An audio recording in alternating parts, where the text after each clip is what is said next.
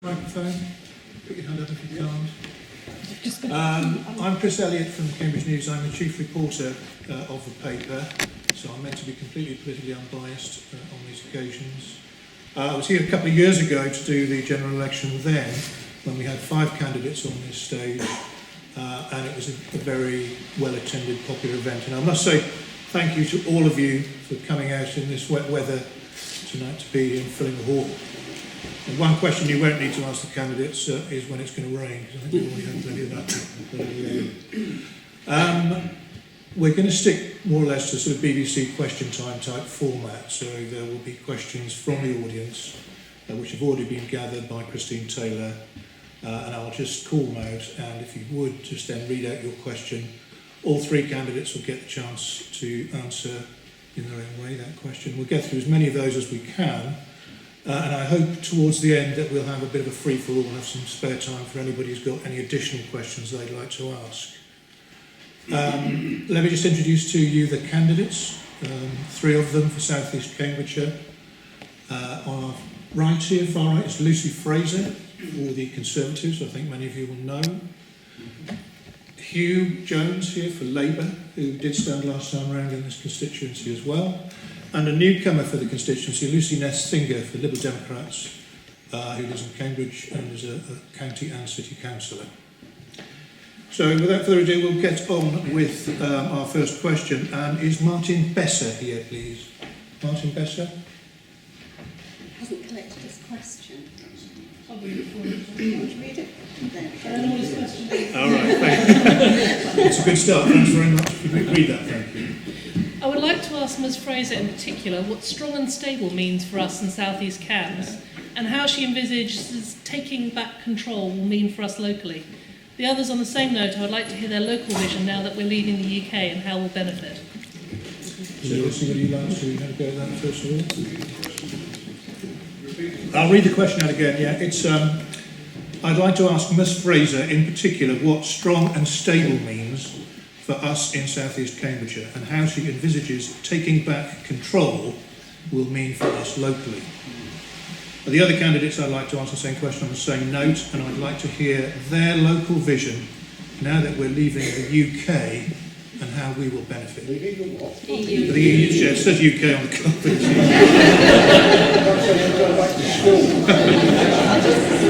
That's probably why Martin's not here today. So, Lucy Fraser.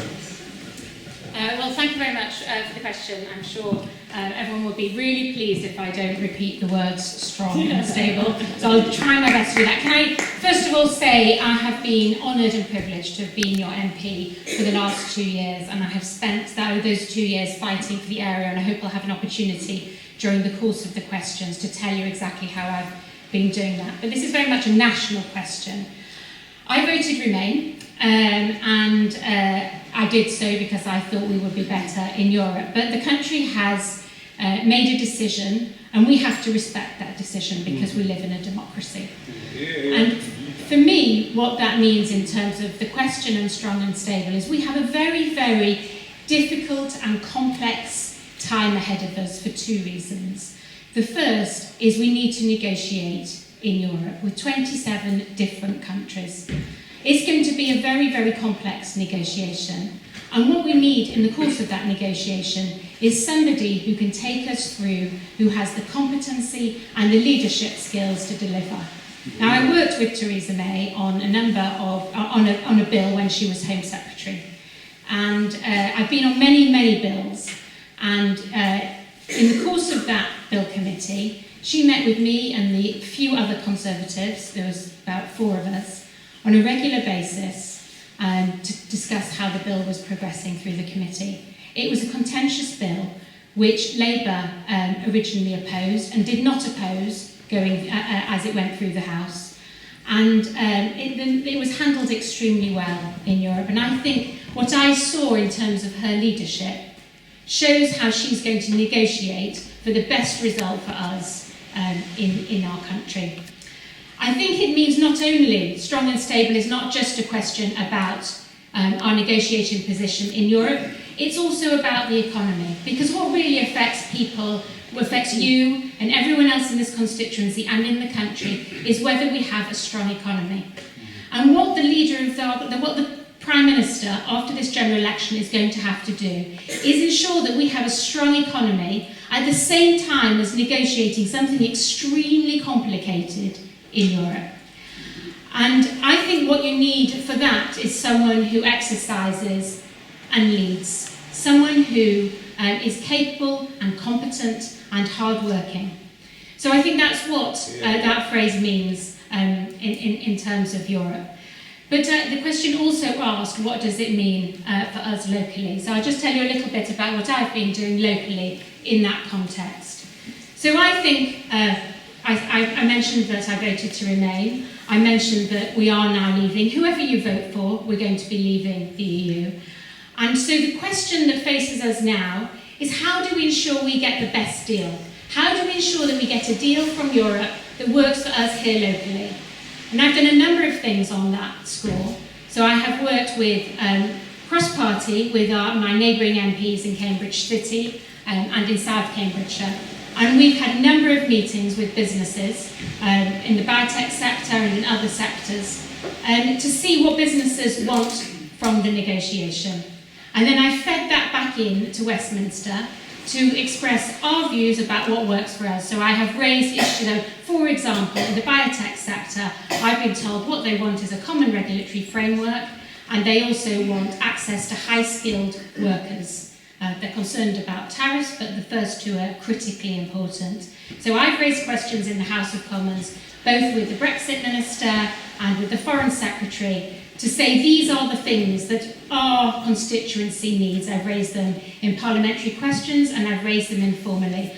And I hope you've seen from what the Prime Minister has said in recent months that those messages have come through loud and clear. We've had statements in budgets recently about investment in science, and we have in a number of statements a recognition that what we need is highly skilled workers here. So that was a very, very long answer, I recognise, but it was a very important and detailed question. Thank you. Hugh Jones. It's difficult to understand how the Conservative government can claim at the moment to be strong or stable. This time, 2 years ago, Lucy, Theresa May were all saying we need to be part of the single market for the interests of the British economy. Now, what are they saying? We don't really know. We're told that... Thank you. I don't really know, even if you do. We're told that ending freedom of movement is important to some parts of the Conservative Party. Trade is important to other elements. There is no clear vision, and there is no clear vision being articulated, in particular by Theresa May. I think, please. Oh, that's a good question.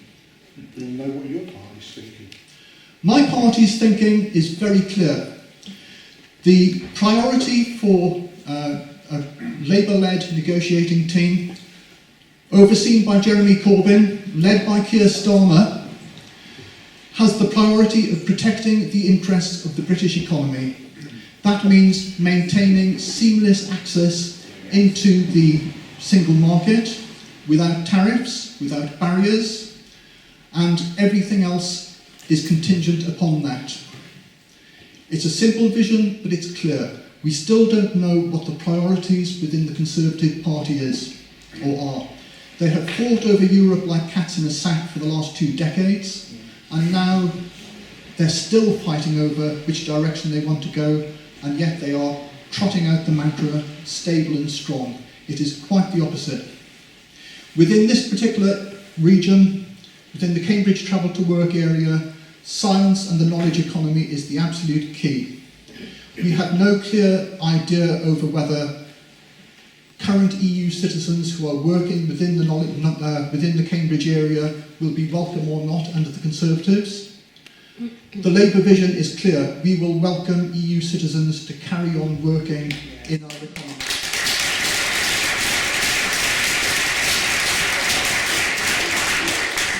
We have no clear vision over what's happening over science funding. I work within the science sector. We're still a member of the EU, yet friends of mine who've been applying for European research bids, who are leading European research bids, have either been asked to take lesser roles because of the political uncertainty, or they've been dumped from the projects altogether. This is it is one of the things that people don't realise. In terms of European science funding, where do we rank? We're not above France, we're not above Spain. Cambridge University alone comes in 3rd place in places that get ERC funding. It is the wellspring, it is the spring that drives our local economy. It's the spring that drives the innovation on the science parks. It's the spring that gets our economy going, and we are, as a region, critical to the British economy. There's no certainty, no clarity from the Conservatives on this. I'd like to have a clear explanation of where the Tories think they're going. Because are we going for a hard Brexit, a blue chip Brexit? Because that seems to be the way it's going at the moment. It's a nasty, unpleasant, xenophobic Brexit, and I want no part of it. I want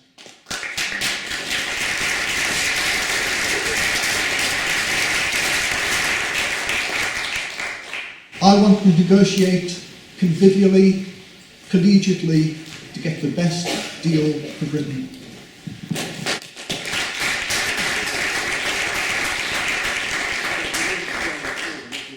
Lucy Metzinger, thank you. Your Lib Dems have launched their manifesto today. They did. It seems to me that the phrase strong and stable government is about as meaningless as the phrase Brexit means Brexit. I agree that we have to respect the outcome of the referendum. However, when that vote was taken, there were an awful lot of promises made about what Brexit might mean for this country. We were told it would reduce immigration and that there would still be access to the single market. We don't know what the outcome of the negotiations is going to be. We don't know whether all of the hard work that doubtless Theresa May will put in is likely to persuade the 27 other countries that we can have free access to the single market and reduce immigration. It seems to me rather unlikely. And as the negotiations progress, I think we will gradually get a much, much clearer idea about what is on offer from the EU countries to this country in terms of our future relationship. At the moment, we really have no idea about what the outcome of those negotiations is going to be, and we had no idea when that referendum was taken. I absolutely respect the need for those negotiations to take place. They will take place over the next 2 years. At the end of that process, I think it is absolutely critical that this country is given the opportunity to give its view on whether that the deal that is on offer is better or worse than the situation we have now.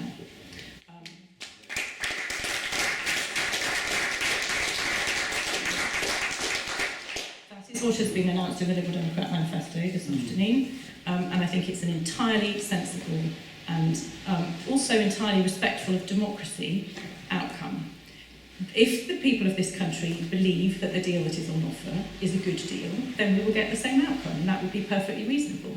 If, however, the deal that is on offer is going to make everybody in this country worse off, we need to know that and we need to be clear about it. And at the moment, that does appear to be the outcome. We've had figures today demonstrating that for the first time for 3 years, wages are being outstripped by inflation. Everybody's living standards have been hit by this. We have an increasing brain drain from this country. We've just heard this week that 1,000 jobs from JP Morgan are going to be relocated to Ireland. Those jobs matter enormously to this country, as do the various other ones from highly paying city firms, not just for the people who are working in them, but for all of us who depend on the income that those city firms and many science tech firms and all sorts of pharmaceutical companies bring into this country, because that funds our public services. And my real fear from the outcome of Brexit will be that it has a really catastrophic impact, particularly on the NHS. I was talking earlier this week to nurses from Adam Brooks, All the three of the people that I was talking to are recent immigrants to this country. They are providing a fantastic service to that hospital. That hospital would not be able to survive without people like them. It will be increasingly difficult to recruit people like that if in this country they are not made to feel welcome. So there are a whole range of reasons why I have huge concerns over the direction that we're taking on Brexit, and I think it's really, really important that people are given a final say on the final deal. Thank you.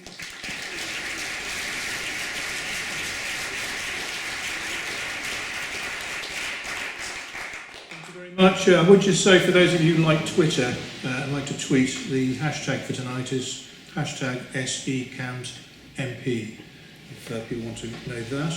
We're going to move on to a question about education, and this is from Clive Petrie. Is he here, Clive Petrie? It's about school funding, this, Mr. Petrie. If you could read your question out, thank you. I might just stand just... Absolutely. Cambridgeshire has for years been bottom or near bottom of the pile for school funding. The government promised that they would produce a fairer funding formula for schools. What we know of the proposed formula so far is that many of our local schools will actually lose funding, possibly leading to teacher redundancies given the projected size of the deficit. Do you think that the government have let Cambridgeshire pupils down in this review? And I'm school governor. Okay, we'll go to Lucy first on that. Thank you. So, I campaigned on three things, and one of them was local school funding. It's something I feel incredibly passionate about. I was on the Education Select Committee, and I think it's absolutely vital that every child gets the best start in life, whatever their background. I know we've been historically underfunded, which it was one of my top campaigns. In the course of the 2 years that I've been the MP, I have done a significant amount to try and help our local schools. In fairer funding, I've taken the head teachers of the state secondary schools 3 times to Westminster to meet 3 different education secretaries, because we've had 3 different ones over the course of my time, to tell them exactly why here in Cambridgeshire we need more money. And that lobbying has made a significant impact, because you're right, we do have an unfair funding formula. And not only have we got a commitment which I think is cross-party, which accepts that the current funding formula is unfair, and there is a proposal now to change it. It is not true that the funding formula damages Cambridgeshire. In fact, under the current funding formula, which is a proposal at the moment, which is still under consultation, Cambridgeshire will get £7 million more. My constituency, South East Cambridgeshire, will get £1 million more. Can I just finish? Because I know it's a very, very difficult area where there's been lots of discussion. So under the funding formula, the schools in the area overall will get more as compared to what they were getting before. There are a few schools which will get less because it's done on a per school basis. I noticed that Waterbeach Primary's funding goes up by 2.2%, but it differs across the constituency. In the course of the lobbying that I've done, what I've also managed to secure, which unfortunately doesn't affect you here because you're in South Cambridgeshire, East Cambridgeshire is more deprived on social mobility. And there is a particular fund available for 12 areas in the country called the Opportunity Fund. Only 12 areas out of the whole country, and these are district councils, so you can imagine how many there are, have got this funding. And I think through the lobbying that I've done, together with the local schools and taking them so that the Westminster has heard directly from them, I'm extremely proud to say that East Cambridgeshire is now an opportunity area, which means £6 million more in addition to the fairer funding formula, and also priority bidding for any government education funding that there is. So what I was doing just before the general election was called was getting a list of all the government funding projects that there are, government schemes that there are, and I was going to be ensuring that our schools in East Cambridgeshire get funding from those projects, which will significantly increase our education prospects here in South East Cambridgeshire. It won't just affect South East Cambridgeshire because, for example, one of the funding pots is to be a research school, and you can be a research school in the area. And I know some of the schools in South Cambridgeshire are interested in that, and that will help teachers and schools throughout the local area. So I understand what you say about funding difficulties. The reality is that funding has been protected by the government. We spend £40 billion on education funding. It has been protected. The difficulty is, and I completely understand this, and I would like to help, and I have raised this issue, is that costs of schools have gone up due to growth and increased costs of things like pensions. I go to a lot of schools. When I was first elected, I wrote to all my schools, and I invited them all to Westminster to come and see me, and I invited myself to go and see them. And I have gone to most schools, and some of them 3 or 4 times. So I speak to teachers regularly. I was at Balsham Village College about 2 weeks ago. I was at Balsham Primary this week. I was due to go to Histon on Monday. I understand the difficulty and the challenges that schools are facing, and if I continue to be your MP, I can assure you I will continue to be the loud and vociferous voice for school funding that I have been so far. Thank you. You, Joe. Thank you. I read in the Cambridge Evening News that Lucy has been striving to get fair funding for Cambridge schools. And she's got, across the piece, I think it's 2%. Now what that means is that Cambridgeshire goes from 137th in the funding rankings to 130th. That's a significant difference, is it not?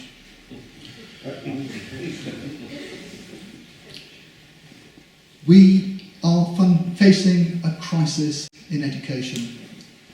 I've been a governor at Impington. I'm now a member of the Morris Educational Trust, which now oversees 3 schools, and I'm aware of the scale of the crisis. One of my neighbours, who I saw a couple of weeks ago, teaches at Ely College, is being made redundant. A friend of mine who teaches at Impington, bumped into him in Linton, being made redundant. This evening, on Look East, we had school leaders in Cambridge saying that they can't afford to recruit and retain specialist teachers in IT and in science in the STEM subjects. How is Cambridge, the British city of science, going to fare if we can't train the scientists, the technicians who make it all work? There's a very good website. It's called www.schoolcuts.org. It is sponsored by the teaching unions, so I'm not going to make any bones about it. And could you please not make little remarks? It's extremely irritating. Free country, sunshine. I would, As I said, it's a free country, and if I want to comment on what you're saying, I've every right to do so. Yes, You may at want the to time, stop me. politely. You may want to stop me, but you won't. At the proper time, politely, when the gentleman... I would just say to people that it's unfair if certain members of the audience monopolise this event. It's for the candidates to speak about what they want to speak about in response.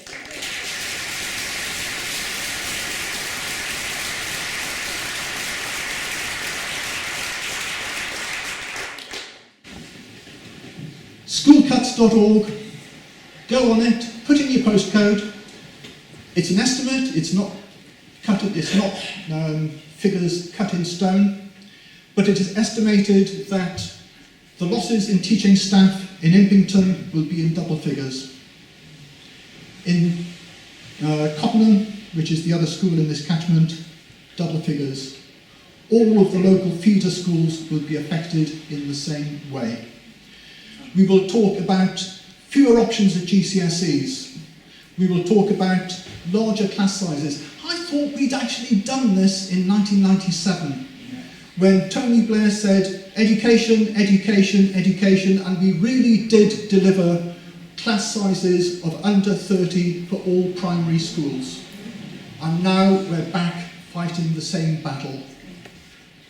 thanks to funding cuts, largely by the Conservative and Lib Dem coalition between 2010 and 2015.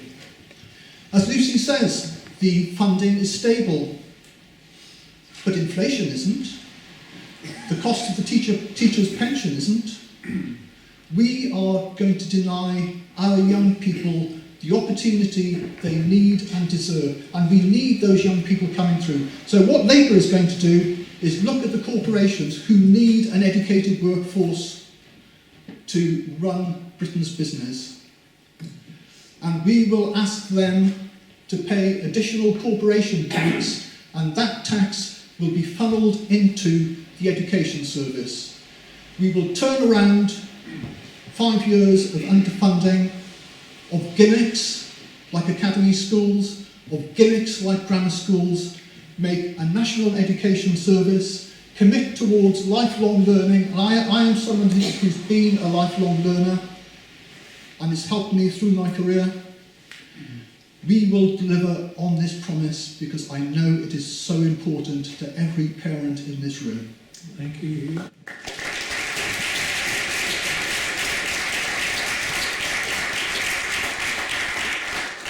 Lucy, next again. Thank you. I'm afraid the Conservative line on school funding makes me amazingly angry.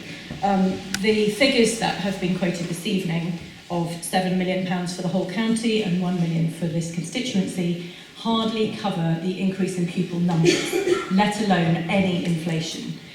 Lucy has talked about the fact that there is a 2.2% increase with the national funding formula. Schools are facing inflation of 8%. So that gives you a 6% a year gap, which our schools cannot afford to fund. Cambridgeshire schools are already some of the lowest funded in the country. I know that. My children attend them. I'm a school governor. My daughter is taught in a class of 36. If we start having cuts to our schools, those numbers will go up from 36, and they are already incredibly high. And as a teacher who back in the bad old days of John Major's government taught a class of 36, I can tell you what the workload teaching that kind of class size is. It is an unbelievable strain on staff, and it is not at all surprising that we are seeing an enormous exit of British teachers, and particularly in the southeast, where a teaching salary won't even begin to get you on the housing market. So this is an absolutely critical issue for this area. The School Cuts website that Hugh mentions, I'm extremely familiar with. It is, as Hugh says, put up by the teaching unions, so the figures are, they're not exact because they're over the next 5 years, but what they're suggesting for Bottisham is that they're going to have to lose 13 teachers. That's the scale of the cuts that they're looking for, and those figures are not plucked out of thin air. They are based on reasonable assumptions, even if not entirely, because they're a projection, they can't be absolutely concrete. I've looked at what the opportunity area funding might offer. It's amazingly unclear what that will offer, but what is clear is that it will not offer a decent standard of education for all the children across the whole county. It's cherry picking of particular children in particular schools, and that seems to be the direction of the Conservatives' education policy across the board. They're quite happy to expand free schools in places where there's absolutely no need for funding free schools, where we have enough places.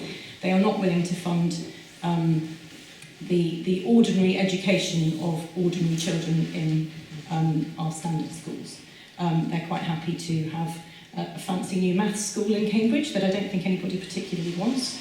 My son, who is extremely good at maths and loves it, says that the last thing he would like in the world is to go to a maths school where all the children were just good at maths. What would happen to his music? Where would be all his friends who were interested in drama? These are the technical college that has been running in Cambridge for a little while is not. At the moment, it's in special measures for Ofsted. What we need is good, decent schools for all our children. And this Conservative government is taking our education policy in precisely the opposite direction. And it could be a catastrophe for education in this country.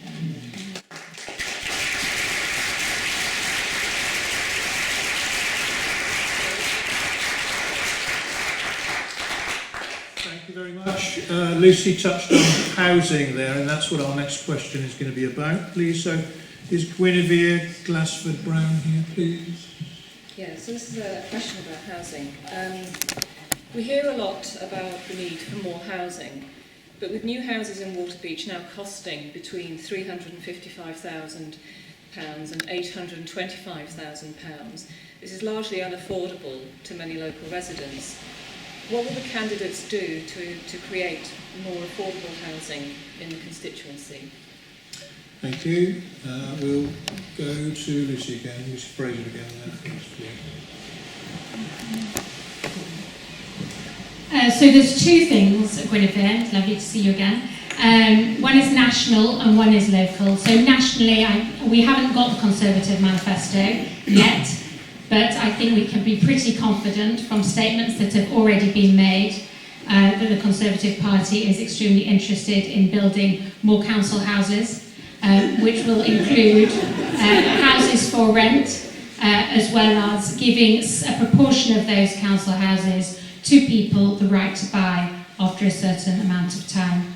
Locally, there's a very interesting project in East Cambridgeshire, which is based around community land trusts, which is the building of houses for local people at affordable prices, under conditions that these houses must remain in the community. And I know that this is something that the Mayor of Cambridgeshire and Peterborough is very interested in spreading across his remit and his area, which would include this one. Thank you. Hugh. I'm very lucky. I own a home in South East Cambridgeshire, and the only reason I could do it is that I've been living here for a long time. I wouldn't be able to afford to buy my own home now. And I really feel for people starting off in life, because they just can't find anywhere to live. And if they're renting, they're ripped off. The rented sector in Cambridge seems to operate in an extremely avaricious way, where people are being forced to pay letting agents' fees, have short-term contracts where they change from year to year, one-year contracts, and then have to move on. There's no stability, no feeling of putting down roots. The key to this is obviously building more houses. I think we know that there's a large development happening on the airfield site, and as Gwyn pointed out, the costs of housing there is out of the reach, or the housing that's coming on stream at the moment is out of the reach of people starting off, hoping to start their lives together. So what are we going to do? One of the things that we must do is start enforcing the affordability rules. When people say, we're going to build X number of homes on the airfield, or in the other development, the homes around the area around the airfield, if they say they're going to build 20% affordable homes at the outset, then they must be kept to that promise, because in Northstowe, that ratio of affordable homes was slowly whittled away, and that commitment lost. I think half of the commitment to affordable homes in Northstowe was taken out. But the other thing is, we've actually got to start building. I work at NIAB. The NIAB site has been given planning permission, ready for building since 2010. Nothing's happening. Northstowe has been in the pipeline since 2008. Nothing's happening. Waterbeach, how long have people been talking about Waterbeach? There's a real problem where developers are land banking and not actually building. They are more concerned about profits rather than actually delivering the homes that people need. So Labour has a solution. There's talk about building council houses. As part of the city deal, Labour in Cambridge is now building council houses. And Labour as a party nationally is committed to giving councils the power to start building homes, both for social housing for rent and affordable homes for sale. We cannot let the private sector just carry on profiteering and not delivering the homes that every community needs. And we need homes of a good standard, no more rabbit hutches. We will stipulate that the homes that are being built have reasonable sized rooms. We will ensure that homes, both current homes and future homes, are well insulated so that we can start meeting our commitments to the Paris Climate Change Treaties. All of these things need to be done, but they will be done by a Labour government and they will be done by our local councils. Thank you.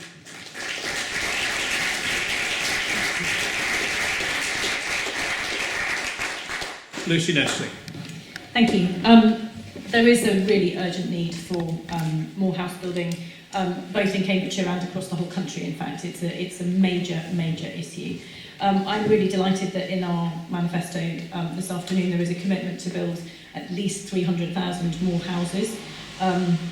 There is really good evidence that if you just leave it to the private sector, not enough houses will be built. That's been the case for decade after decade after decade. So it is crucial that local councils are freed up to use the money that they have from the sale of council houses and from other assets to be allowed to build and to borrow to build.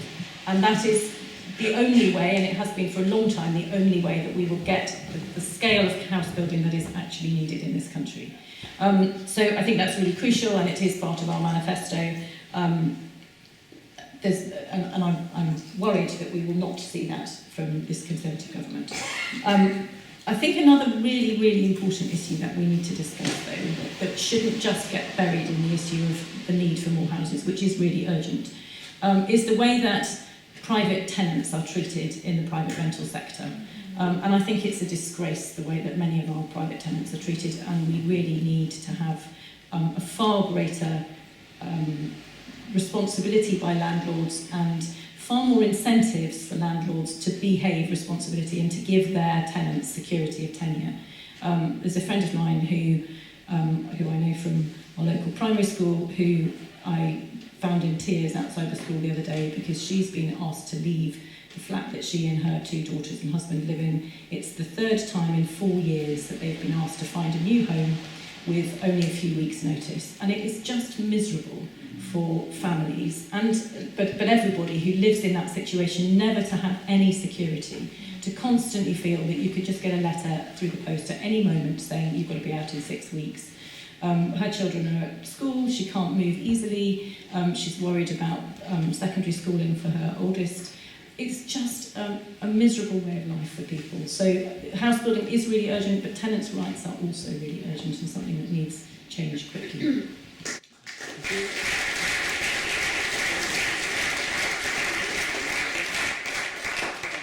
Okay, we'll move on to another question. This one is from Susan Blackie. Is she here? And it's yes, thank you. Theresa May has said she wants to hold a free parliamentary vote on lifting the ban on fox hunting. Could the candidates tell us, please, their own views on fox hunting? Okay, we'll start with Hugh this time, please. With pleasure. Well before it became part of the Labour Party agenda, I was opposed to fox hunting with dogs. I can think of, I cycle across the Naiad farm on a regular basis and I see hares out in the mornings. I just think, oh, this is just really nice. And the thought that somebody, for sport, for a bit of a laugh, is going to set a pack of dogs onto that, some of those hares, or chasing a fox to death across some farmland, it's just unbelievable. If I was elected, I would vote against any change. I cannot think of how any right-thinking person would do anything other than that.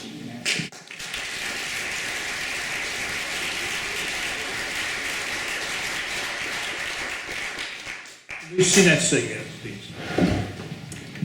If I were elected, I would not vote to repeal the hunting ban. I think that's all.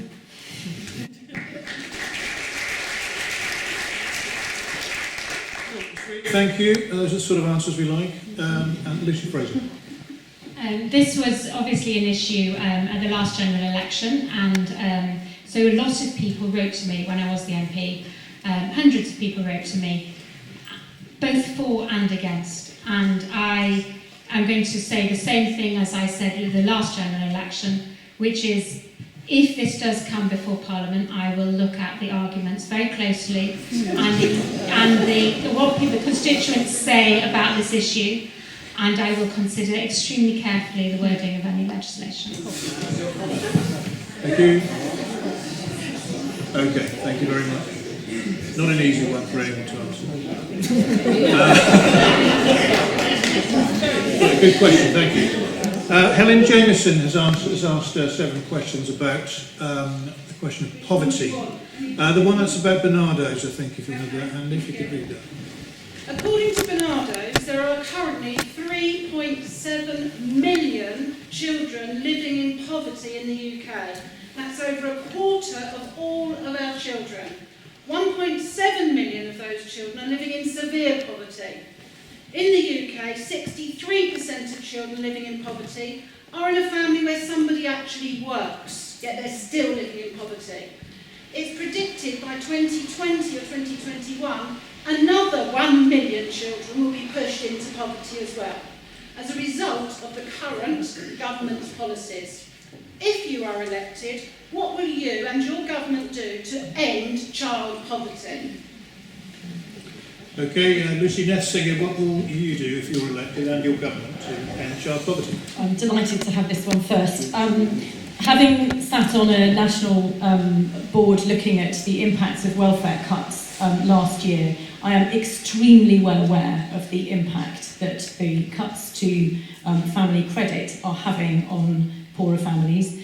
The Bernardo figures are absolutely horrifying. The increase in children living in poverty as a result of the reductions in family credit, in tax credits, is huge. And we had a big bust-up in the Conservative government when Ian Duncan Smith left because of changes to what the government were doing on universal credit. And some of that was because these the changes that were brought in by George Osborne to what was going on with universal credit were going to throw a huge number of families into real hardship.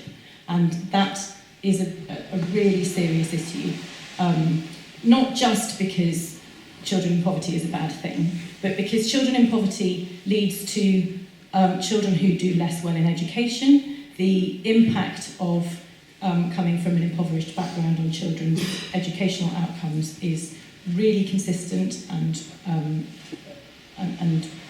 that education impact then locks in cycles of poverty, because children who do less well in school then have less good qualifications and are less able to contribute as well as they could do to our country's economy.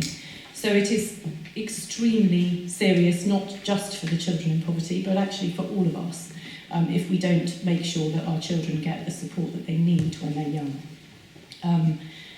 This really is one of the other things that's in the Liberal Democrat manifesto, and I'm shocked that it's not in the Labour manifesto actually, is a change, a promise that we will not make the welfare cuts that this Conservative government is proposing. And because many people are not on welfare, or they don't. It's a very complex system. The changes to universal credit, the way that tax credits work, there is a problem that system is too complicated for a lot of people to really understand. And therefore, the changes are not very visible. It's not very clear how this money is being taken away from families, but it is. And we need to be very aware that those welfare cuts are having a particular impact on families with children, because those were the people who were being given support through the tax credit system and will be given much, much less support through the universal credit system. The changes, but also the cap on benefits also particularly impacts on families with children, and as does there's a two-family rule, the two-children rule, that you can't get any extra money for families with more than 2 children. All of those things are having a really heavy impact on young children. It's not their fault they're in poverty, and it's in all of our interests that we invest in them so that they can do well in the future.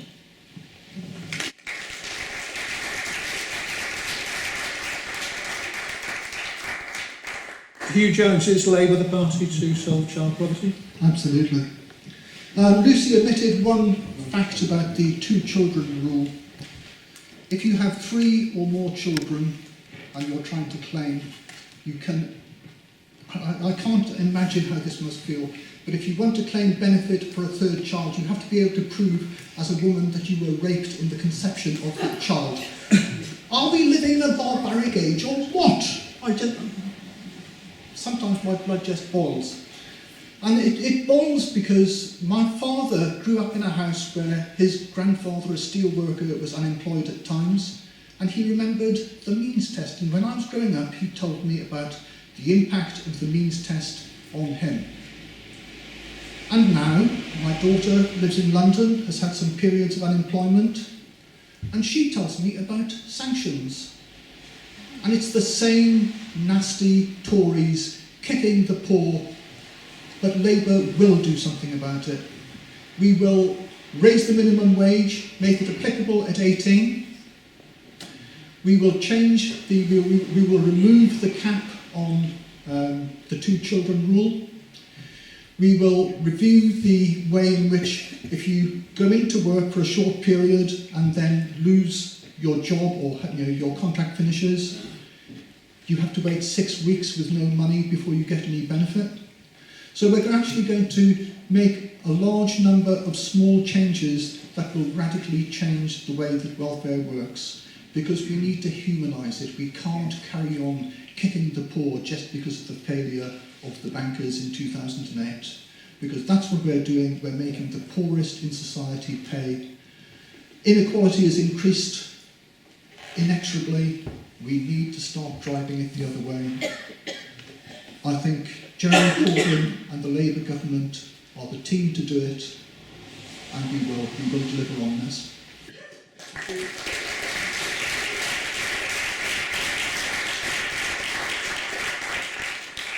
It's obviously absolutely wrong, not only for children to live in poverty, but adults to live in poverty as well. One way out of poverty is education. And I think that it's absolutely vital that we ensure that children get those opportunities to raise themselves and improve their lives.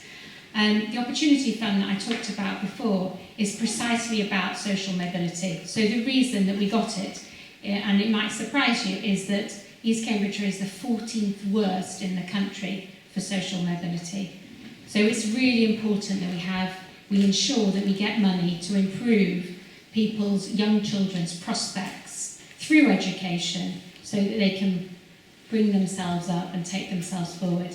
I think there are a number of things that are important. It's not only necessary that we protect the vulnerable, but it's also vital that people work and work pays. And what we have at the moment is 2.8 million people more in work. And what we also have is a national living wage, which ensures that when you do work, work pays. And we also have a tax system, which was introduced by this government, which ensures that those who are earning the least are taken out of the tax system altogether.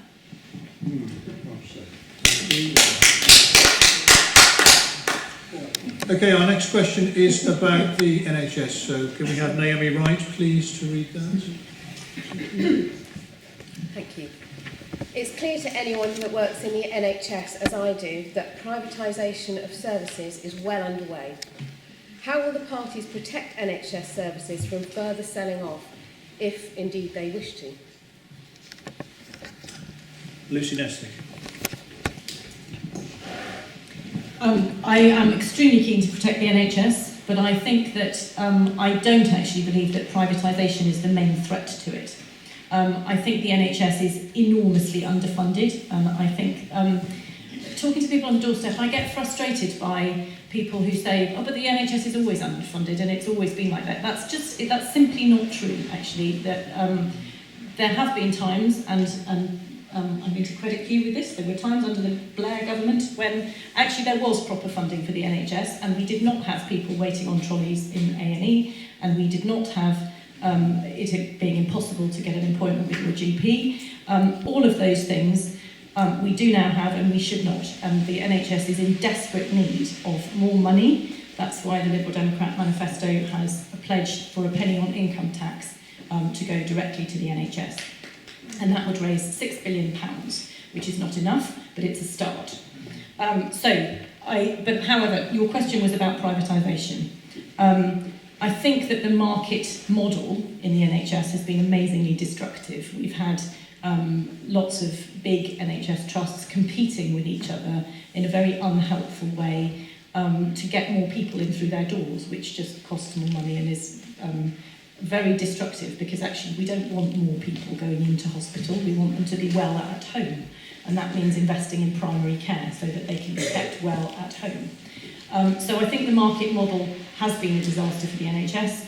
I think that that actually there has been some progress recently, although it's been very quiet, in terms of NHS trusts, big NHS trusts, talking to each other and trying to organise things so that they work together to provide the best outcomes for their community. So that is really important, and the money is really important. The privatisation issue, most of the money comes from the government. I don't really mind whether it goes to private organisations or to public organisations, as long as they provide a good service to people. And I think many people don't understand that the vast majority of general practices are private organisations. My brother's a GP, his surgery is a private organisation. The surgery he worked in before, he had to buy in as a partner. Actually, he had for this one as well. So there are a huge number. The wonderful hospice that my mother-in-law died in a couple of years ago is run by a charity. It's not owned by the NHS. It's a fabulous service. It provides a fantastic service for the people of this county. I don't care whether it's owned by the Arthur Rank Hospice Trust or whether it's publicly owned. The important thing is that it's properly funded, that the people who work in it are properly supported, and that people can use it. Thank you. Do you want to make a quick point? Quick point that the Arthur Rank charity is completely different from Serco or Virgin, who put money into the shareholders' profits. So I don't want my taxes lining the pocket of a private shareholder. I'm perfectly happy to have charities running things, but you know. I totally agree, and the kind of crazy experiment we had in Huntingdon with the hospital there being run by a private company just demonstrates how badly they do it, and how one of the problems is that when the money gets tight, a private company can just walk away, and they did, and they left the NHS in a mess. So I agree, but I think that we shouldn't think that the NHS has to always be one model. I imagine that there are other occasions in some other places. Actually, I know of one in Cornwall where there's a very good private hospital which does quite a lot of NHS hip replacements. It does them very well, it does them very cheaply. It means there isn't such a massive waiting list because they're routine operations. I don't really have a problem with them doing that. I think it's fine. But I think we do need to be really careful about what we ask private companies to do and the kinds of contracts we have with them. Thank you. Lucy Fraser, NHS Services. I think the NHS is an extremely valuable institution which is incredibly important to our country. I think that there is a very small percentage of private providers, some of which grew up under the Labour government. But I think what's important is that the NHS always remains free at the point of use. Just in terms of NHS funding, before the last general election, the government asked Simon Stevens, who runs the NHS, how much money he needed to run the NHS, and he said he needed £8 billion.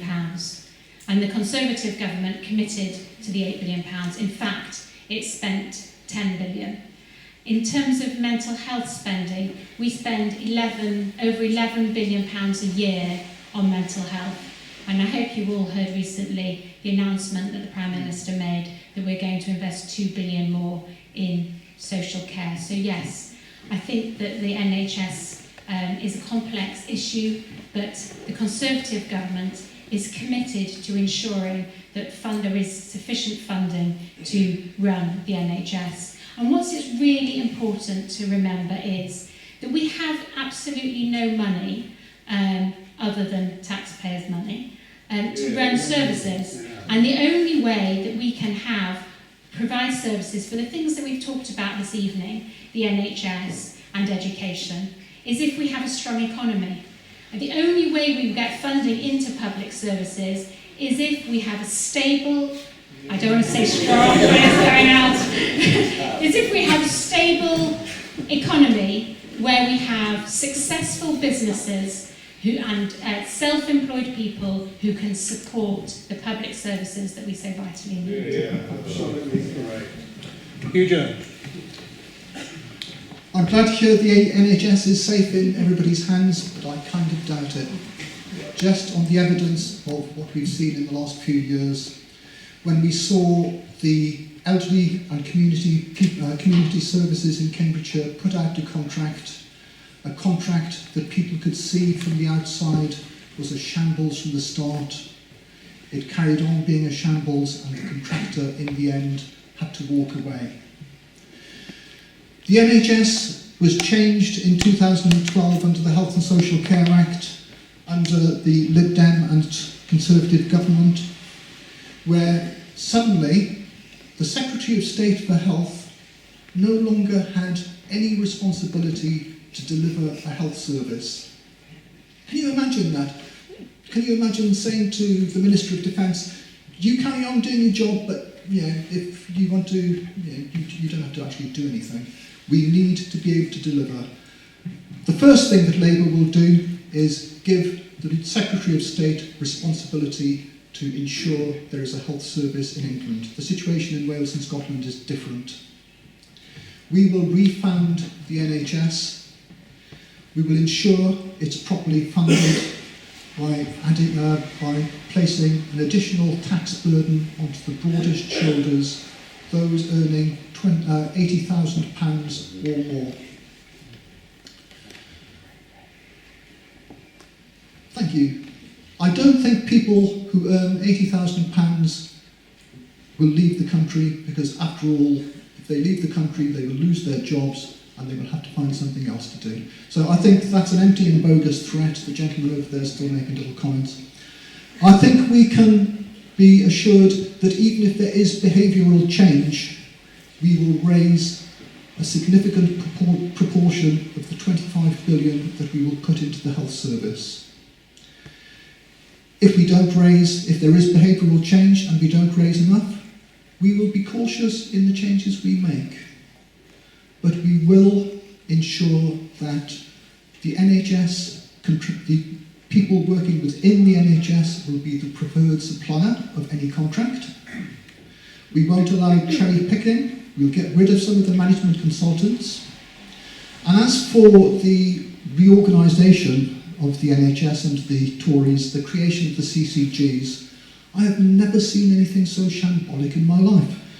We used to have an Anglian Regional Health Authority based on the corner of Chesterton Road and Elizabeth Way.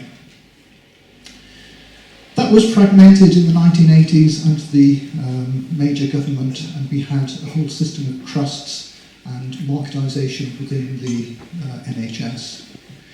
In 2012, we had the situation of CCGs, where Cambridge got away relatively lightly, but in Norfolk, I think there are 15 CCGs supposedly running the health service. In Essex, there are over 30 competing consortia of GPs who apparently are able to organise and deliver NHS services in Essex. It's a shambles. We need to step back. We need to look at it. We need to organise and direct the NHS, starting with giving the Secretary of State for Health responsibility for running it and putting in tiers of managers who will actually deliver, as opposed to tiers of managers within the CCGs who are presiding over chaos and fragmentation.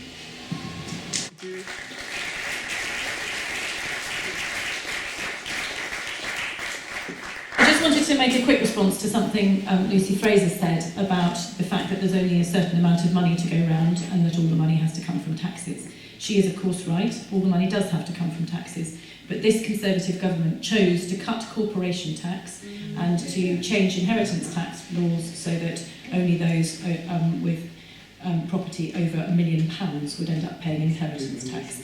I think that those are the kind of choices which don't help the NHS, and I think they were wrong.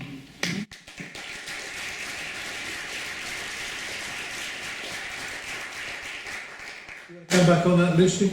Yes, I mean, taxation is a very difficult issue, but in terms of people's values and concerns about it. But there's a balancing exercise that has to be made when we undertake the question of taxation, and that is, how do we ensure we get sufficient receipts from taxation to support our public services? And there's a threshold over which, if you tax people higher, it actually acts as a disincentive, A, to work, or B, to locate your company in this country. And so what we saw in the 50 pence tax rate was that receipts for the Treasury went down. What we might see in corporations, so we live in a very, very global world at the moment, where many companies are multinational, international, and they can decide where to base their companies.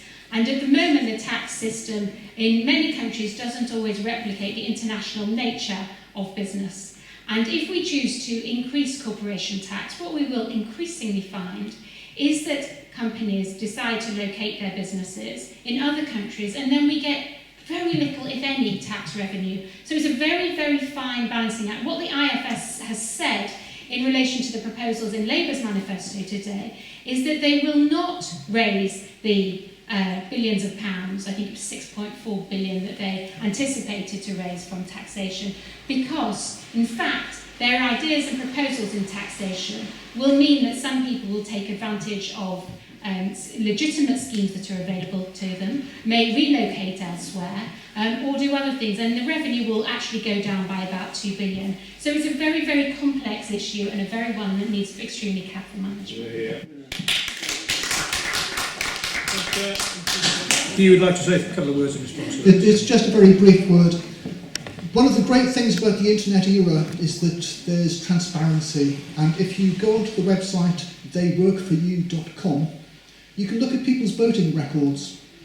And on the question of tax evasion, it states quite simply that Lucy Fraser has consistently voted against measures to stop tax evasion and avoidance.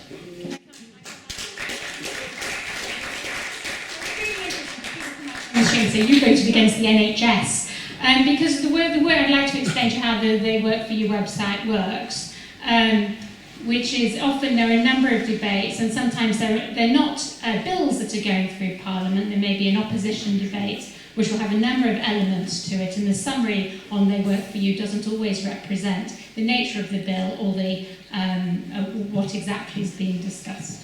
Thank you. Sure. I'd actually like to ask you, from everything that's coming out of the Labour manifesto and the things that you've been saying tonight, it's very easy when you're in opposition to just have this wonderful wish list. But can I remind you, please, that the Labour policies of tax and spend are what got this country into a dreadful mess, lost you an election, which is why the Conservatives are, not because they want to make cuts, are having to make cuts to try and balance our books. And you are talking about doing exactly the same thing again. Tax and spend. Rubbish. Don't think so. I realise you're absolutely right. It was the nurses and their pay who drove JP Morgan to the wall.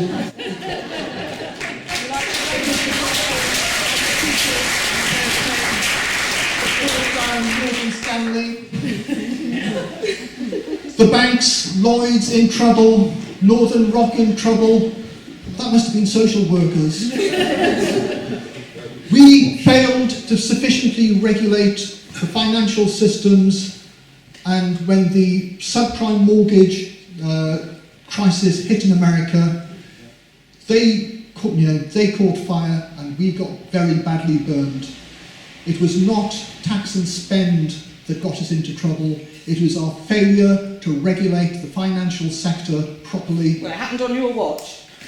And it happened at a time when Cameron said, I would lighten the regulatory load. So he would have walked into the same trap. And I'll say, yeah, Labour were culpable. We believed what did we say? It's an end to boom. It's an end to boom and bust. We're going to have, sunny uplands forever.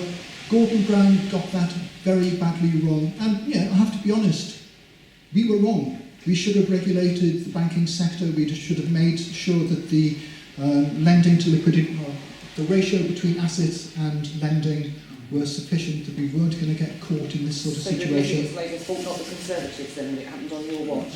It did happen. It was an international system. Cameron would have regulated it less, yes. And we have seen where that gets us, and we have amended our policies, and we've got a very different view of the world. We will regulate and keep the banking sector from doing this to us again.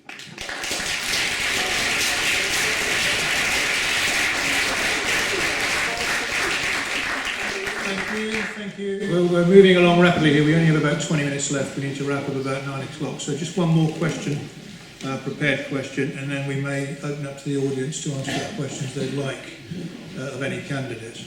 Is Martin Taylor here, please? Yes, good evening and thanks for coming to Waterbridge.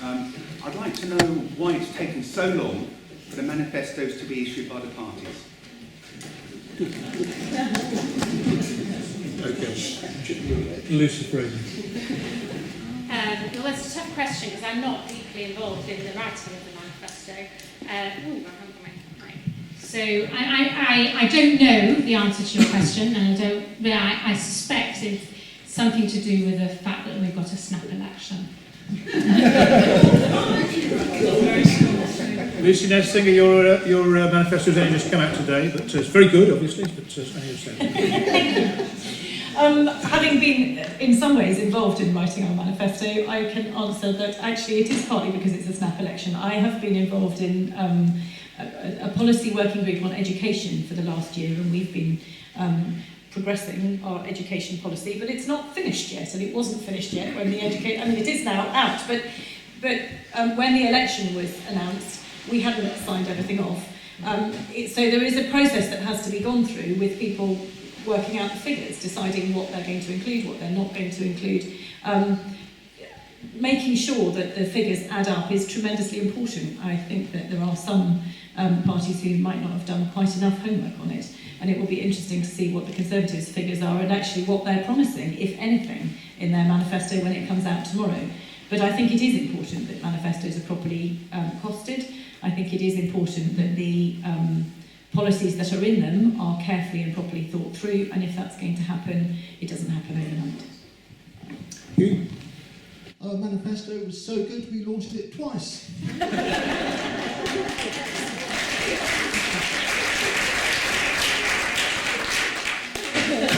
And it's a great manifesto, a huge difference to Britain. And I think Lucy's a little bit disingenuous because I'm told by people who know about these things that the snap election had been predicted a couple of months ago, so I'm kind of surprised that they're having trouble putting a manifesto together. Thank you. Okay, anybody got a pressing question they would like to ask? You, sir. You go with a slightly gentle one. Yeah, isn't the phrase strong and stable just a euphemism for action without debate, action without compromise? I've lived my entire life in this country with a government that has had minority rule, has not had the majority of popular support, except for one coalition government. And why am I continually being told that that's a good thing? It is not.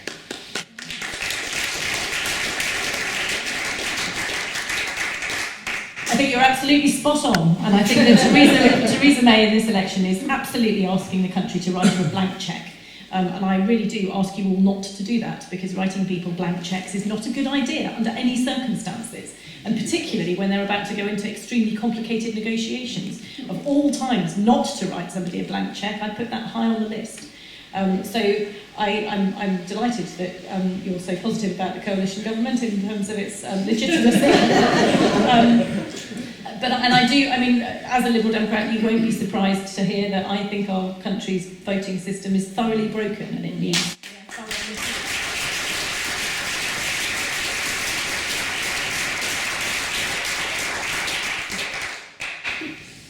I may be struck down for heresy, but I do, to an extent, agree with Lucy about our voting system. We need a radical reform of our democratic institutions, and we promised within our manifesto to set up a commission to review the democratic systems within our country. We've had a mayor elected on almost a single transferable vote system, and I see that as being a far more legitimate way of doing things than the current first past the post system. So I'm being heretical as far as the Labour Party goes, but this is a personal view. Lucy Fraser. Well, we had a vote on whether we should have an alternative voting system, and it was rejected by the people. So that we did have that discussion, and it wasn't voted in favour. On the second point that you make, on the second point that you make about action, and I think we will get a detail. I mean, we haven't got the Conservative manifesto out, but we will obviously get a detailed plan of action in the manifesto. I think there are benefits in the system that we have because we have strong government. But I think we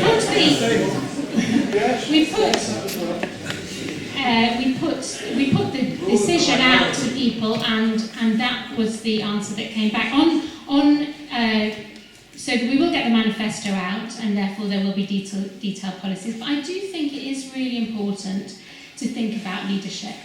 I think it is really important. We are now absolutely more than ever. It is really important that the Prime Minister of our country, who is going to undertake these significant and complex negotiations and run the economy, is someone who is capable of leadership. I think that's absolutely critically important What's as well. leadership got to do with this ability to act without having to compromise in debate? Please ask you. Why can't you be a leader and yet still go back to Parliament and ask their opinion and have a debate about it? So I don't know what you're exactly referring to, but on Brexit, if that's what you mean, we've had numerous debates about Brexit in the House of Commons, very, very regular debates. In the white paper that was put out in relation to Brexit, there was a commitment before that there would be a vote on in Parliament on Brexit before any deal was accepted. So you don't believe we should have a strong and stable government? We should have a government which has to compromise and come to the table to talk about? I think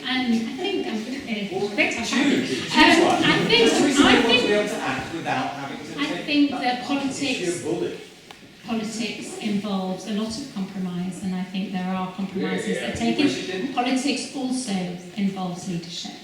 Gentleman in the other there. In this constituency, there's a very high chance that the Conservatives will get in because they've always been in this seat. The only way they were voted in with, last time it was 48.5% of the vote.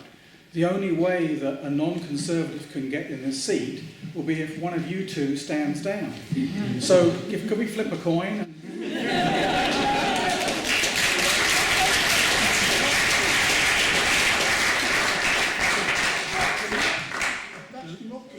I have a coin. It would also work if I stood down.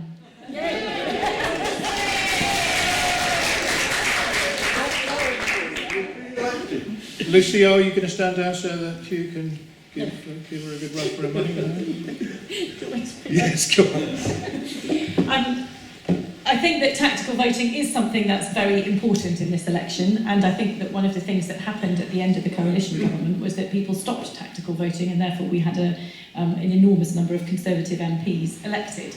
As has been discussed just now, I would much rather that we had a voting system that allowed for people to to vote for their first choice and then make a second option so that they were able to express a second preference that would then have an impact, as happened. But we don't have that system. So No, we don't have that system. So therefore there is a responsibility on people to think about how they vote and what the impact of that will be. The problem with people standing down is that it doesn't, that not necessarily all the votes go the way that you think that they're going to go, and it wouldn't necessarily lead to the outcome that you would expect. So when we were watching the count in the mayoral campaign, it was very interesting to see how people put their first and second preferences, and they don't always go the way that you think they're going to. So there were quite a lot of people who voted Liberal Democrat first and Labour second, or Labour first and Liberal Democrat second, and there were also quite a lot of people who voted Green first and Conservative second. Not that many, but some.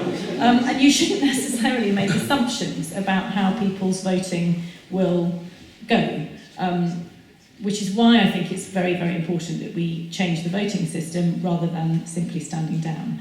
But I do really ask people to think, because we don't have a change of voting system, and we do have a first past the post system, if you don't want a Conservative MP, you do need to think really carefully about who is going to be more likely to be able to beat one, and it's pretty clear from the results of the local elections that that's a Liberal Democrat in this area. We were 2,200 votes behind the Conservatives in this constituency in the local elections.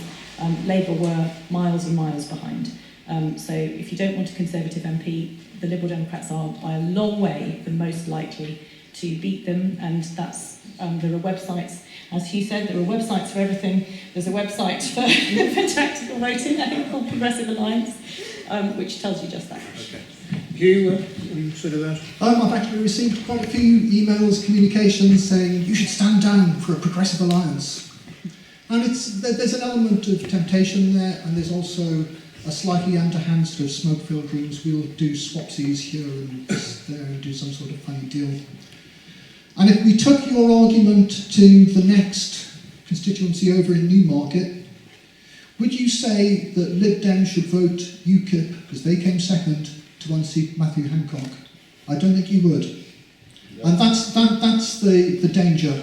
The other danger is basically, what are the LDs all about? Because in Rotherham and places in the north, they're saying only the Liberal Democrats can beat Labour. So who are they trying to beat? Are they just trying to win seats for the sake of winning seats? Well, presumably they are. But are they opposing the right-wing vision of the Conservatives or the progressive vision of Labour? Or are they opposing both? It's not clear. But there has been somebody stand down from this competition, and that's the Greens. UKIP. Well, I don't know about UKIP, and I don't know quite why UKIP stood down. But if you look at the Cambridgeshire Times last week, and you look at Clive Semmons, who was the Green candidate's personal statement, he and I used to joke at this equivalent stage 2 years ago that the two of us agreed on so much that we could do it as a job share.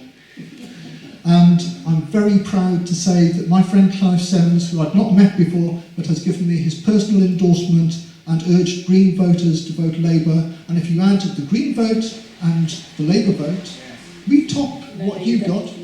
Oh, yes, we do. If you look at the result of the general election in 2015, we do overtop your vote. Well, Lucy Fraser's already made a very generous offer, unless she wants to say any more. I believe very strongly that we live in a democracy. I also believe very strongly that a vote is a right, not an obligation, but it is each of our responsibilities to exercise that right. And I'm always disappointed as I go out canvassing when people say they don't vote. So I think, and it's a testament to all of you, who are not only voting, I'm sure, but here this evening to listen to all of us. I think you should vote for who you want to vote for. I think, notwithstanding where you live, I think you should exercise your right in accordance with your conscience. And I think that's the right thing to do. Mr. Chairman, please. Okay, we've got quite a few hands up. You, sir, in the front there. You've been very keen to ask a question. Yeah, I am. This is not to do with, it's to do with something, I want all three candidates' views, but I'm very disturbed to see today that the Liberal Democrat Manifesto came out and said they're going to ban all diesel cars by 2025. I've spent all my life working in the industry on diesels and with diesels, and I can tell you now that the new Tier 6 Plus engine that is now in the process of being developed with the addition of AdBlue is the cleanest engine anywhere in the world, which will not fail any test anywhere in the country. So why are you actually threatening to put thousands of people out of work? There is a high-tech industry in this country for diesel engines, and you only have to look up the road to Peterborough to see that with Perkins. And all over this country there are other things. We do not need silly statements like that when you have not really done your homework to say you're going to ban all diesel cars, throw thousands of people out of work in an industry which has helped this country and starting to pay the taxes for the very things that you want to see money spent on. I'd like all three comments, please. That's a fair question. Thank you. Lucy, first of all, please. So the Liberal Democrat Manifesto came out this afternoon. I've had a good look at quite a lot of it. I have not found the bit that says we will ban diesel cars by 2020. When did you say 2022? 2025. I would be astonished if we are recommending banning all diesel cars by 2025, including all the... that one. Yeah, please do fact check it. That would be brilliant. It's in cities. Clearly, there are some situations in which diesel cars are an entirely sensible choice, and that's one of the reasons why so many people bought them, because actually they're because diesels do more miles to the gallon. If you live in a place a long way from anywhere and your diesel car is not going to pollute your neighbours and you do a very large number of miles, it's an entirely sensible choice to drive. It is not a sensible choice to drive in a busy city like Cambridge or in the middle of Ely, which is with its narrow streets. There is absolutely no need for the very large number of very large diesel cars we have driving around in our cities at the moment, and they are doing untold damage to people's health, and we need to transfer away from them. But that is very different from saying that we would ban all of them, and I really don't believe that that's what the policy is. Okay, thank you. Briefly, Hugh. I'm in trouble here. When the government said that we need to get into... When the government advice was to buy diesels, I bought a diesel, and recently we got a camper van, and that's a diesel too. So I'm looking at this and thinking, oh dear. But there is behind this, there is a straightforward answer. Labour is committed to a new Clean Air Act, and it's also committed to changing the ways we look at transport. I may own a couple of diesel vehicles, but the way I get in and out of work is by bike. We need to start thinking differently about how we move around our communities. I've seen things from Rail Future, which is talking about revitalising rail transport on an almost light railway, tramway basis within Cambridge, with links to Haverhill, additional stations at Fulbourn and Cherry Hinton. And that's the sort of thing that we've got to start doing if we're going to deal not only with the threat of climate change, but also with the localised threats of pollution and the impacts of pollution. It's estimated that there are, I think it's 3,000 premature deaths a year as a result of diesel fumes, and they are mainly in the cities. I think the extension of the clean, low emission zones within London is probably a very sensible move. It's going to be enforced, thought through, and we've got to follow the scientific evidence. But as I say, I've got 2 Ds and I'm in trouble. Okay, thank you. Lucy?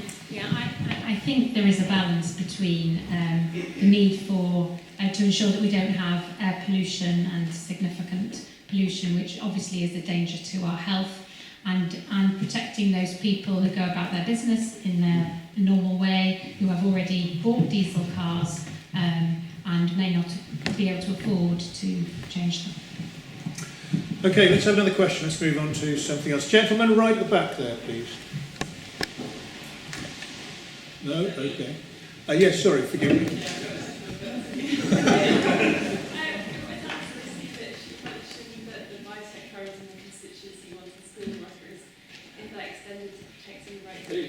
Can you stand up and speak, please? So Lucy mentioned that the biotech companies in her constituency were wanting skilled workers, so to that extent, protecting the rights of EU nationals who have here at the moment, regardless of the job that they're doing. Okay, so that's a question about the EU nationals. Are their rights going to be protected once we do what we're going to do? Okay, listen.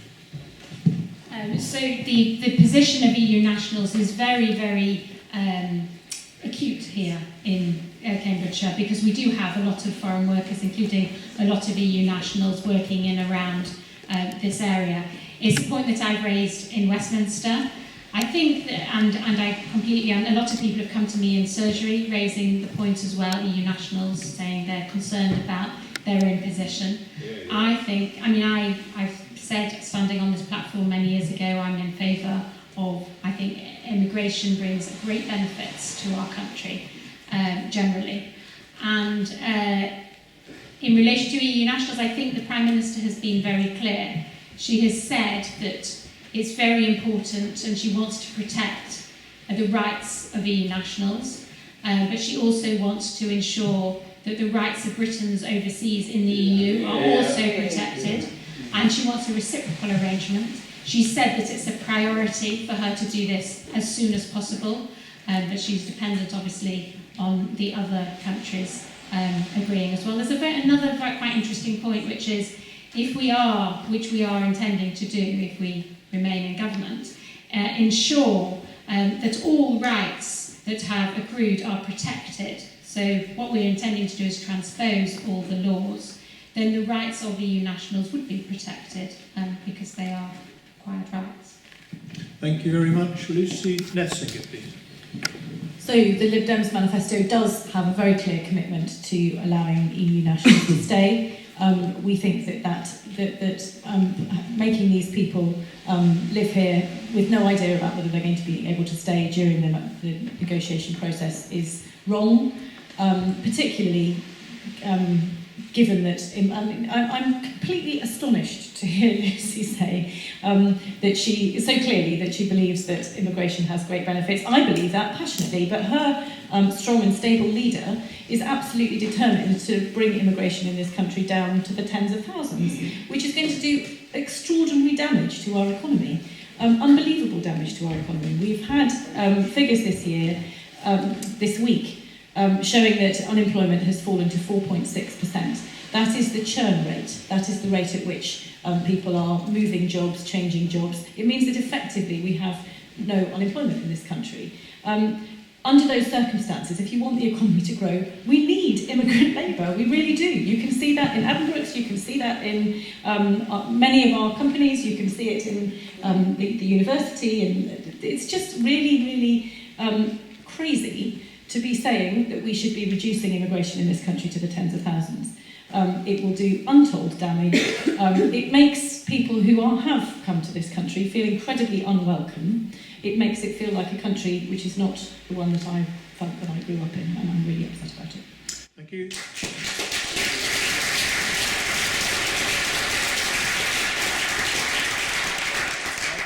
Just ask the candidates to be as succinct as possible over the next few minutes, because we're really running to the end now, and I'd like to try and squeeze in a few more questions if we could. So, Hugh, please. Okay. Standing literally just outside there campaigning one morning, I spoke with a German national who'd come here to do a master's, then a PhD, founded her own small business after working for one of the companies on the science park, and she was saying then that she was thinking of leaving because of the xenophobic atmosphere within this country, the way the debate was being framed, particularly by UKIP and some elements of the right wing of Lucy's party. And it has been an insidious drip, drip, drip of xenophobia in the press.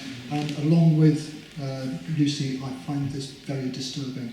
But our manifesto is clear. We have made a commitment to EU nationals. People like my mate, who is married to a Dutch woman, she had to apply after living here for 30 years for residency rights. She's raised 2 children, they've raised 2 kids here. They live here, it's their home, and yet she's had to apply for residency. Now, surely that's not right.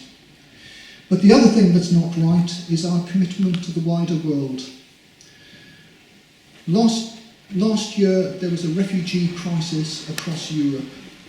We saw children quite literally disappearing from camps. We don't know where they went. Did they find their parents? Did they wind up in some unspeakable subjects of human trafficking, subjects of the sex trade? We really don't know. And the Dubs Amendment proposed to allow 3,000 unaccompanied children into our country to give them refuge, a place of safety from a really hostile world. Our MP voted against the Dubs Amendment, and our government has now quietly folded the Dubs scheme after it's allowed only 350 unaccompanied children into our country, and I think that's shameful.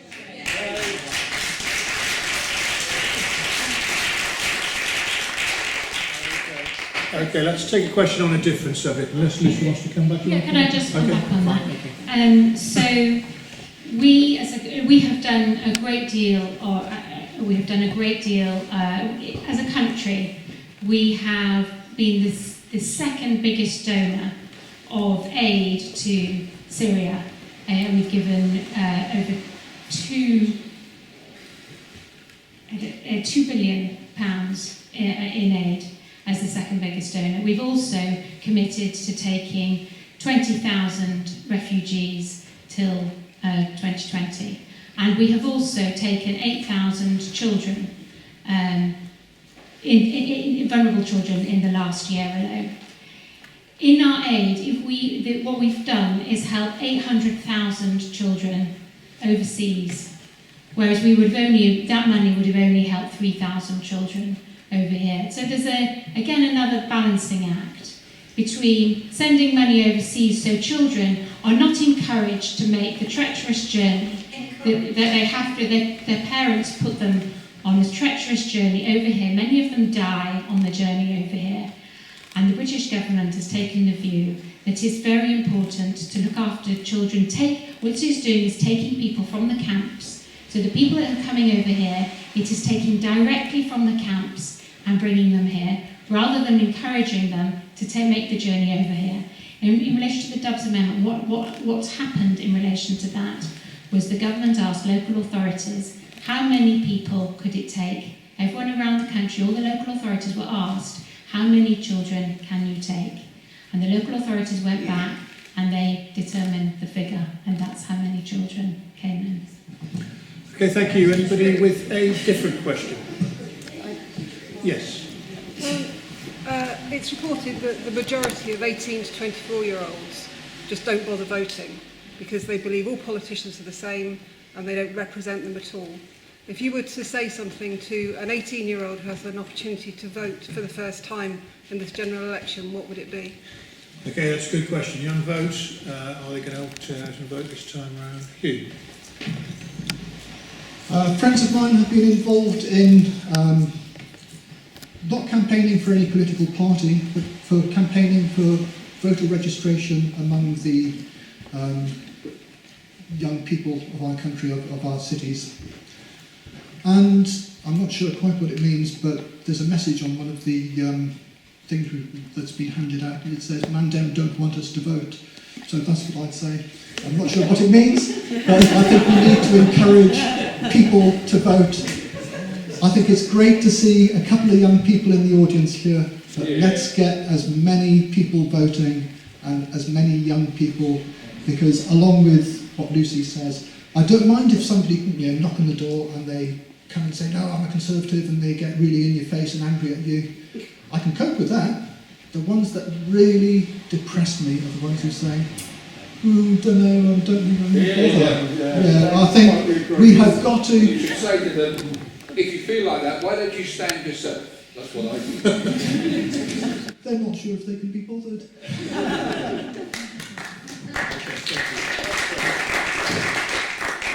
The Lib Dems have been pitching their manifesto very much towards young people, including the idea of legalising cannabis, which of course they will then tax. Lucy Nessing. I think that it is really important that young people vote.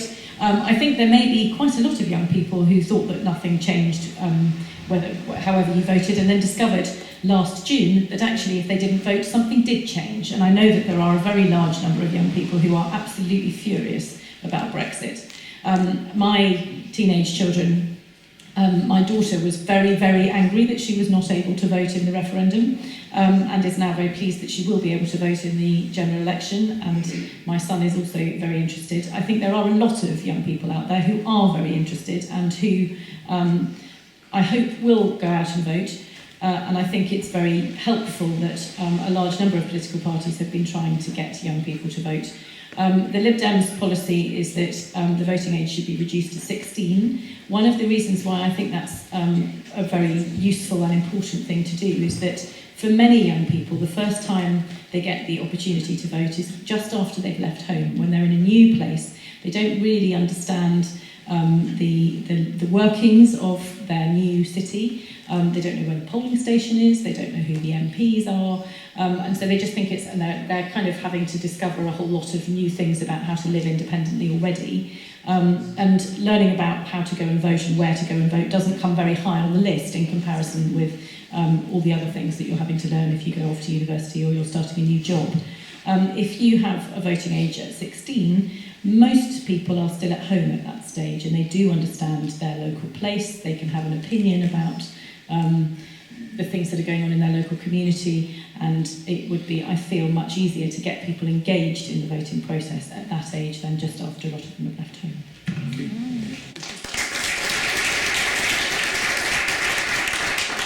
So I agree it's a real problem, and it's a real problem we need to solve. A few years ago, I wrote to 900 young people who were about 18, 17, 18, that sort of age. And I invited them to a day which I spent quite a lot of time organising with politicians of all levels, from parish councillor right the way up to MEP. I even offered a free lunch. Guess how many people? Guess how many people responded to that letter? One. One person.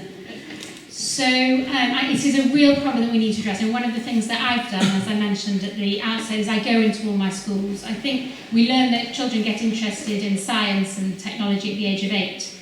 I think that going into primary schools is very important, as well as going in to talk to politics classes of secondary and schools and further education colleges. I think it's really important to engage with young people. So, as I mentioned, I've invited all my schools to come and visit me, and many have done, and they've done a tour. The Parliament does a wonderful thing in the Education Centre, and they do this fantastic day where they learn about politics. And it really does spark some interest. I always say at the end of my Q&A session, so how many of you now are interested in being an MP? And at least a few of them put up their hands. And I was really inspired the other day. So I also do an inter-school debating competition, because I think soft skills are really, really important. So I do an inter-school debating competition where I'm going to all the secondary schools in the constituency, and I do a first round in their either debating club or their English class, and they do a debate, and I put 2 people from each class into the final. And then we have a final at Westminster in one of the committee rooms in the House of Commons. This year it was judged by Lord Finkelstein, who is a journalist at the Times, but also involved politically. And they can bring either their family or they can bring other members of the class to support them, or other people who took part in the competition. And I think it's another avenue into an insight into politics. And the other day, someone emailed me, one of the boys who came on the competition, who was an incredible debater, but he'd also set up something to do with Raspberry Pi. He was a computer scientist, and he clearly had this amazing future in computer science. And he emailed me the other day and he said, I've realised that I'm taking the wrong A-levels.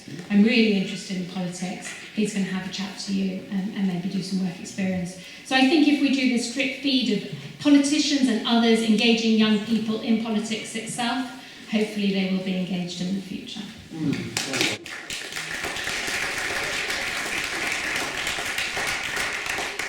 We've actually really run out of time, but I'll take one more question from somebody. You, sir, with the glasses. Thank you. Many of us who live in Waterbeach and the surrounding villages commute into Cambridge. Some commute even further afield, some as far as London by train. And for people who are unable or unwilling to face the daily gridlock, we have expensive, unreliable trains and bus services. I want to know what the candidates would do to fix our broken public transport system.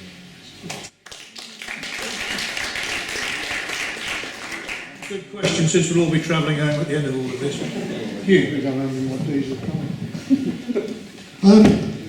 I think one of the things we have to do is make our cities more livable for walking and cycling, so that people aren't as gridlocked. The deregulation of buses by the Conservatives has proved to be a disaster. I think we need to enable local councils to take greater control of bus services in order to bring on high quality bus services. The idea of investing, the Rail Futures idea, have you seen the Rail Futures website for the Cambridge area proposals? I think that's brilliant, and I think that's one of the things that will get us towards where you want to be. And the obvious one is, why are our rail services ripping us off? It's because they were privatised. As the franchises come up, we will take those rail companies back into public ownership. We will run them efficiently, effectively, and make sure that people can get from A to B without feeling like cattle.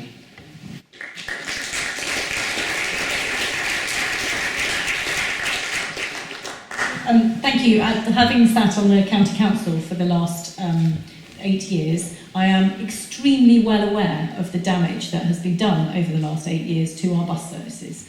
And during those 8 years, the subsidy that used to be provided to make sure that there were decent bus services throughout in the villages throughout Cambridgeshire has gradually been eroded down to almost nothing. And that is why we now have almost no bus services in many villages across Cambridgeshire. I think that the investment in rail that we're looking at is really important, but actually we're never going to have wonderful rail services in many of the villages in South East Cambridgeshire. We could, and we did, have decent bus services. Franchising and returning control back to the county council would help, but it can't be done without subsidy, because actually running decent bus services in villages is not financially profitable. But it is a public good and a public service, and it's really, really important, not just for people who want to commute, but even more importantly, in my view, for young people who can't drive, for old people who can't drive, and for people who can't afford to run a car. So we do need to reinvest in our bus services. That's been Liberal Democrat policy on the County Council for all of the last 8 years. We stood in the County Council elections on a manifesto of increasing council tax by 45p a week, which would have brought in, over the last 2 years, £10 million. We wouldn't have invested all of that in bus services, but it would have helped. Thank you.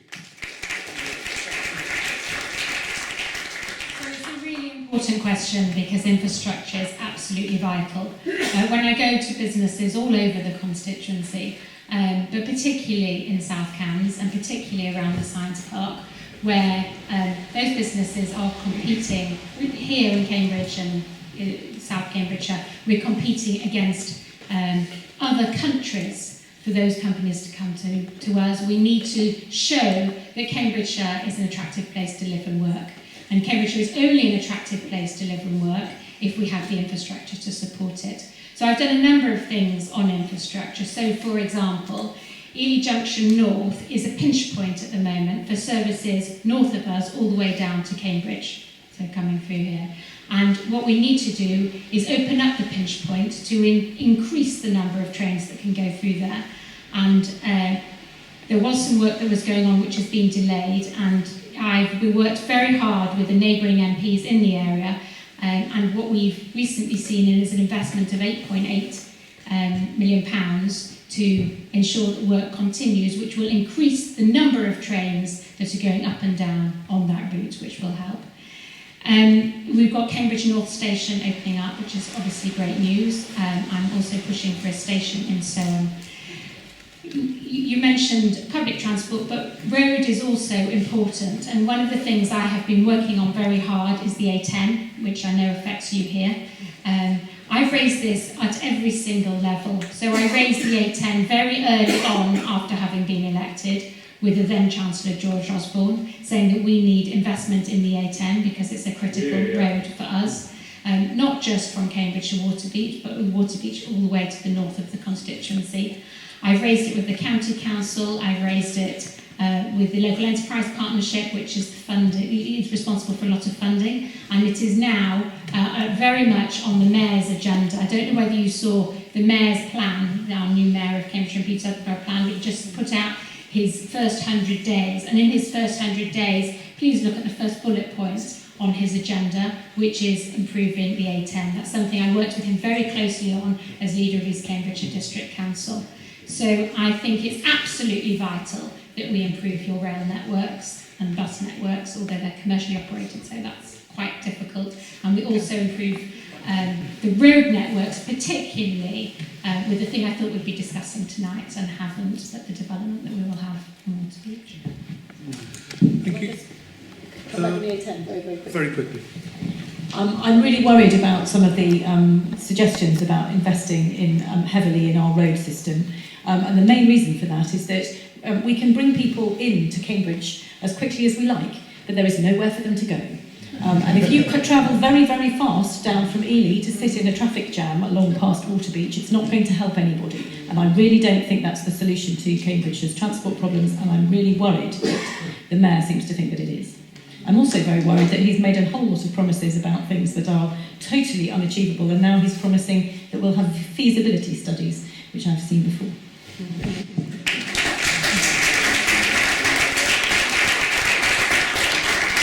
Okay, we're way over time now, so I'm afraid we can't take any more questions, but I think you probably will agree we've had three great speakers here tonight, and they've had a lot to say for themselves, and a very great amount of lucid information has come out.